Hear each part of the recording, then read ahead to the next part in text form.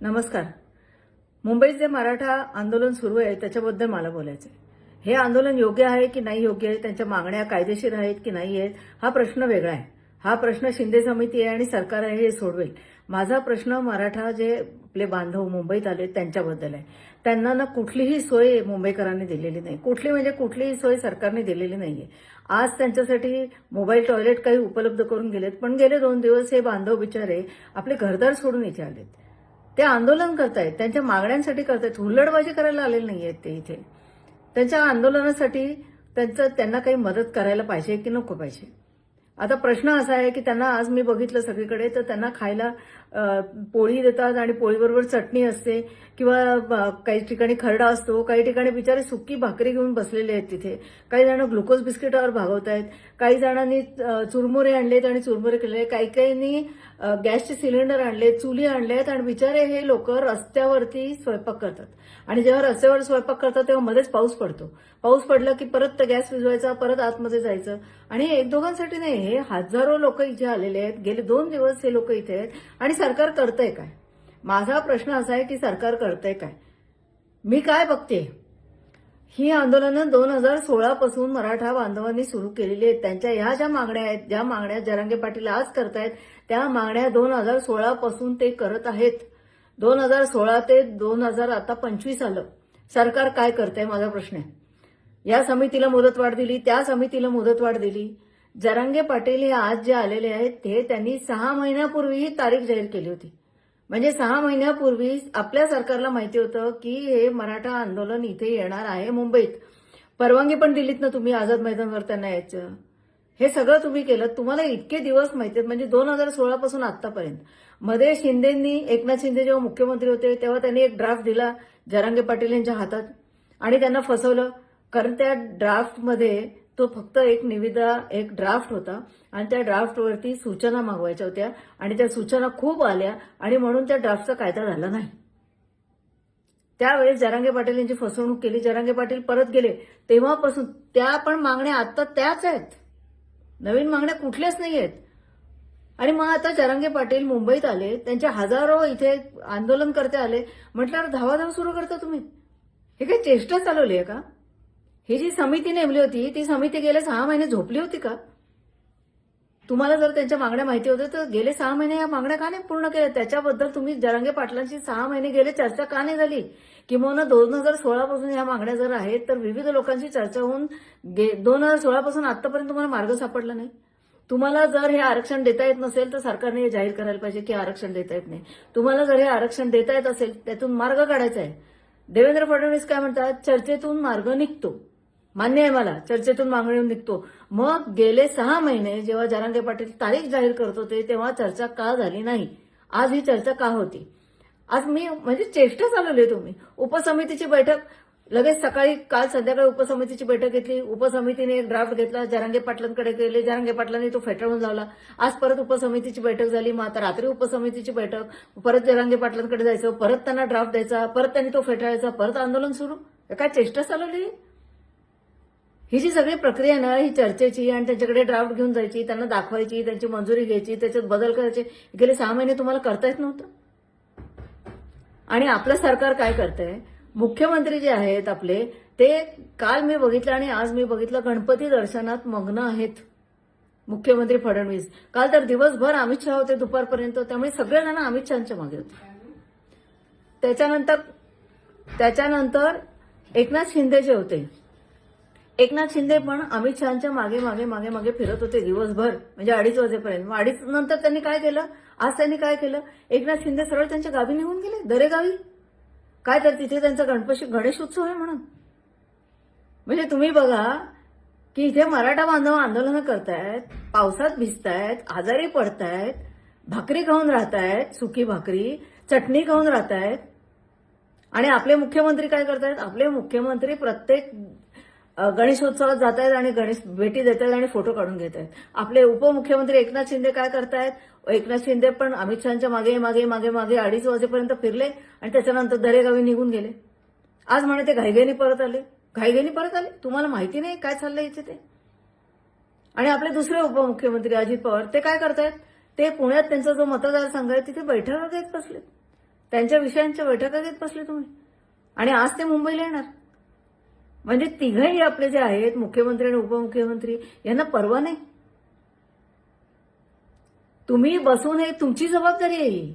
हे तुम्ही बसून येतनं चर्चेतनं मार्ग काढायला पाहिजे.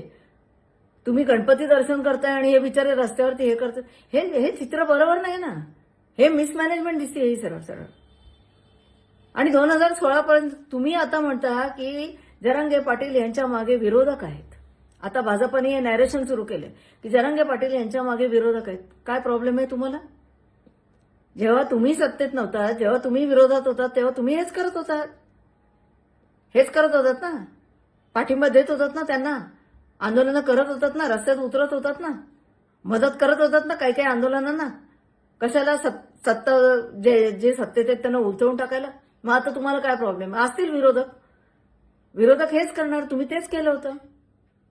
मग हे आर्ग्युमेंट काय की विरोधक असतील मागे? आमचा संबंध नाही विरोधकांची. विरोधक आहेत त्यांच्या मागे की नाहीये. आज प्रश्न असा आहे की हे माझे मराठा बांधव गेले 2 दिवस आणि मला माहित नाही याच्या पुढे किती दिवस आहेत, त्यांचे खूप हाल होत आहेत मुंबईत. त्याच्यातनं मार्ग काढायला पाहिजे, जो 2016 पासून तुम्ही काढलेला नाही. जरांगे पाटील जेव्हा आले होते नवी मुंबईत, जेव्हा त्यांनी विजयी गुलाल उधळला होता, तेव्हा तुम्ही त्यांना फसवलेलं आहेत. तेव्हा सुद्धा ते ह्याच मागण्या करत होते. आणि जर एवढं मोठी सरकारी यंत्रणा 4-4, 5-5 वर्ष लावत असेल एका प्रॉब्लेम सोडवायला, आणि जर इतकी बेफिकीर असेल की त्यांना येऊ दे, त्यांना बसू दे आझाद मैदानवरती, आम्ही गणेश दर्शन करतो, हे बरोबर नाही. तुम्हाला आम्ही आमचे सेवक म्हणून बसवले तिथे, आमचे प्रॉब्लेम सॉल्व्ह करतात. आणि जर चर्चेने सॉल्व्ह करतात असं फडणवीस साहेब तुम्ही म्हणता ना, चर्चेने सॉल्व्ह करणारे, मग चर्चा करा ना दिवस रात्र. बाकी सगळ्या चर्चा दिवस रात्र होतात. गेले 6 महिने जरांगे पाटलांशी का नाही चर्चा केली? गेले 6 महिने आपल्या सरकारचं एखादा समिती का नाही जरांगे पाटलांना भेटायला गेली? मुंबईत आल्यावर तुम्ही हे नाटकं सुरू करता. सकाळी समिती जाते भेटायला, संध्याकाळी समिती जाते, अगदी तुम्ही फार काहीतरी करताय असं दाखवताय. उद्धव ठाकरे तर काही बोलत नाहीत. त्यांनी फरमान सोडलं, मदत करा. बस झालं तुमचं काम. आणि राज ठाकरे तर म्हणतात शिंदेना जाऊन विचारा. म्हणजे जरांगे पाटील परत आलेत आणि ते आंदोलन करतायत, तर त्याला उत्तर राज ठाकरेंनी काय केलं? शिंदेना जाऊन विचारा. कारण गेल्या वेळेस शिंदेनी त्यांना म्हणे विजय उत्सव केला होता ना, आणि मग ते परत का आले ते शिंदेना जाऊन विचारा. राजसाहेब, तुम्ही राजकारणात आला आहात, प्रत्येक गोष्टीचं उत्तर तुम्ही द्यायला पाहिजे. तुम्ही शिंदेना जाऊन विचारा सांगू नका. तुम्ही राजकारणात आलात, तुम्ही पालिकेची निवडणूक लढवणार आहात. त्यामुळे तुम्हाला याच्यातनं काय चर्चा सुचतीये आणि तुम्हाला याच्यातनं काय उत्तर सुचतंय हे तुम्ही सांगायला पाहिजे जनतेला, की हे होऊ शकतं किंवा हे होऊ शकत नाही. ह्याला विचारा आणि त्याला विचारा करू नका तुम्ही. ही सुटका नाही, ही पळवाट नाही. सगळ्या पक्षांचं तेच चाललंय. कुणालाही पडलेले नाही त्या मराठा बांधवांची.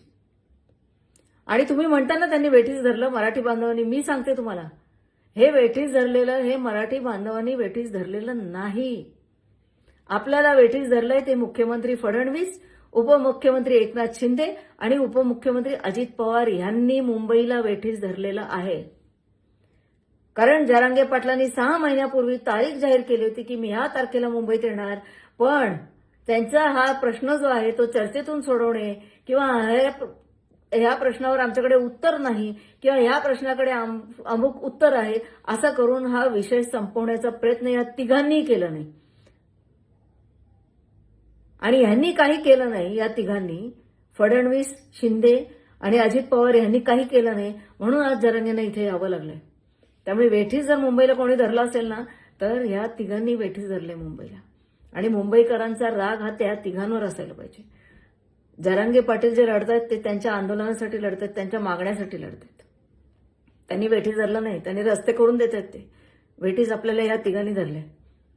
त्यांचं काम आहे ते, हे त्यांचं काम आहे. हे त्यांची कामं ते करत नाहीयेत. ते भलती कामं करत बसलेत. आणि पुढच्या आता आणखी ते वाढत जाणार आहे. जर जरांगे पाटलांची प्रकृती होती. आणि आणखीन एक, ते म्हणतात जरांगे पाटलांना राजकारण द्यायचं आहेत म्हणून ते करतायत. असतील ना करत. तुम्ही काय केलं होतं ना वेगळं? तुम्ही पण हेच केलं ना. राजकारण देण्यासाठी तुम्ही लोक काय काय करता ना ते सगळ्या जनतेला माहिती. तो प्रश्न नाही आहे इथे. जरांगे पाटील राजकारणात येण्यासाठी करतायत का? करत असतील. तो प्रश्नच नाही इथे. ते ज्या त्यांनी मागण्या घेतलेल्या आहेत त्या मागण्या तुम्हाला मान्य आहेत की नाही ते सांगा. आणि हे त्यांनी खूप आधी सांगायला पाहिजे होतं. हे जे नाटकं चालली आहेत ना रोजची, आज समिती भेटते, उद्या समिती भेटते, काय इतके दिवस वेळ नव्हता? राधाकृष्ण विखे पाटील आणि जे सगळेजण आहेत ते जे जमतात, काल एकदा जमले, आज एकदा जमले, प्रस्ताव पाठवत आहेत, इतके दिवस वेळ नव्हता तुम्हाला भेटायला? तारखा माहिती होत्या ना जरांगे पाटील कधी येणार ते? त्यामुळे हे करू नका. हे तुम्ही विसरून गेलायत की हे सरकार जनतेसाठी. तुमच्या आपापसातले हेवे दावे आहेत ना, ते हेवे दाव्यात आम्ही भरडले जातोय.